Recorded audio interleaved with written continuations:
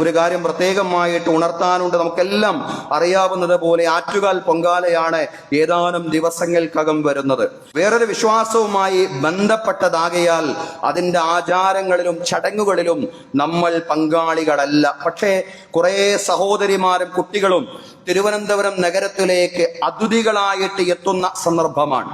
അവരുടെ ഏറ്റവും നല്ല ആതിഥേയരായിട്ട് മാറാൻ നമുക്ക് സാധ്യമാവണം. റമദാനിലാണ് ഈ വർഷം യാദർശികമായിട്ട്, കഴിഞ്ഞ വർഷവും അങ്ങനെയായിരുന്നു ഈ പൊങ്കാല ഉണ്ടാവുന്നത്.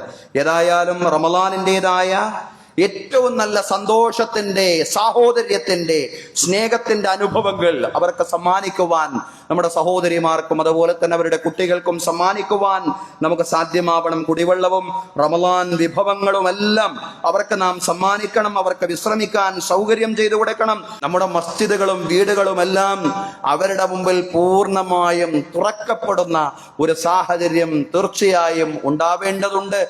സ്നേഹവും സാഹോദര്യവും. അതുകൊണ്ട് മാത്രമേ നമുക്ക് ലോകത്തും രാജ്യത്തും വളർന്നു വരുന്ന ഇസ്ലാമോഫോബിയയും വിദ്വേഷത്തെയും പ്രതിരോധിക്കാൻ സാധിക്കൂ എന്നുള്ള പൂർണ്ണമായിട്ടുള്ള ബോധ്യം നമുക്കുണ്ടാവണം. സഹോദരങ്ങളെ, അതിനുള്ള ആ ഒരു നമ്മുടെ സ്നേഹത്തിന്റെ, സാഹോദര്യത്തിന്റെ നല്ല നല്ല ആവിഷ്കാരത്തിലുള്ള സന്ദർഭമാണ് ഇതുപോലുള്ള സന്ദർഭങ്ങൾ എന്ന് പറയുന്നത്.